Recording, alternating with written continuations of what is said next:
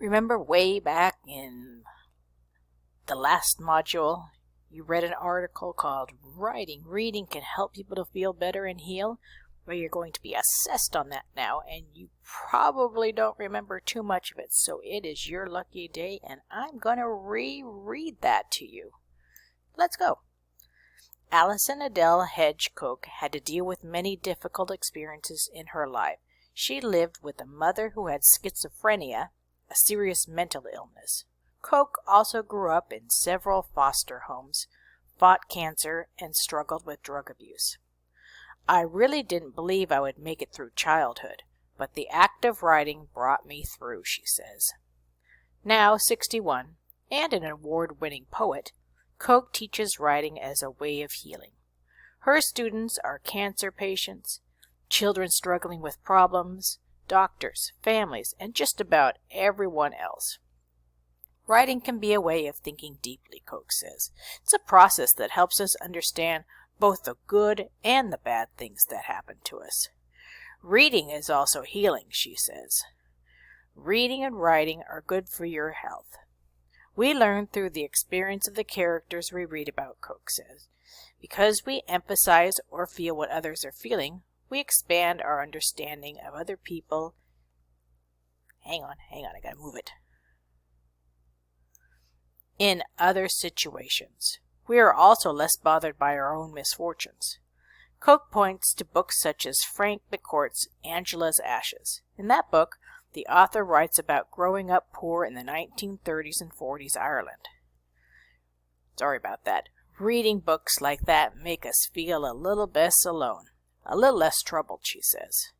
Humans have told stories to feel better throughout the ages. For example, think of fairy tales that teach moral lessons, or religious texts that wrestle with valleys of despair and mountains of hope, or poetry that cleanses the writer's soul. Recently, doctors and psychologists, who study the mind, have begun looking at the health effects of reading and writing. Hang on, I'm going to move it down again. Or up.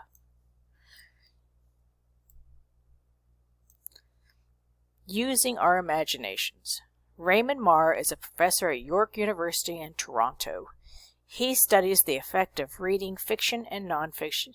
He studies the effect reading and fiction and nonfiction has on our ability to understand what others are feeling. He found that children and adults who have read stories their whole life were more likely to correctly identify the feelings and thoughts of others than those who did not read regularly. In other words, people who read stories are better at sharing and understanding other people's feelings. Why? Because when people are reading fiction, they are imagining what it's like to be in these stories, Marr says. Let me move it up again. Hang on.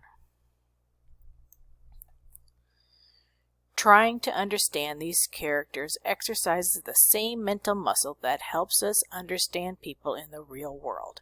It teaches us to put ourselves in somebody else's shoes. The better we are at that, the more likely we are to treat others well, he says. Now for adults, it doesn't appear to matter what you read, says Marr, so long as you are reading. With children, however, it's important to discuss what they are reading. Those conversations help them to understand the story and to emphasize with its readers. Reading stories is a chance for children and adults to talk about the complicated parts of life, Marr said. Let me move it up again, hang on. Mental health also benefits. Some doctors have begun seeing storytelling as a way to improve mental health. A movement called narrative medicine has been growing. It comes from the idea that both writing and reading literature can help doctors and patients to communicate better. Together, they can discover the meaning in the illnesses they battle. Dr. John Harper of Texas Health Presbyterian Dallas supports this movement. He started the annual Literature and Medicine Conference at the hospital 5 years ago. Each year, an author is asked to speak, teach writing classes to hospital staff, and run an essay contest about how literature influences medicine. Harper says doctors who read stories are more understanding and therefore more compassionate or caring, more willing to listen to their patients' stories.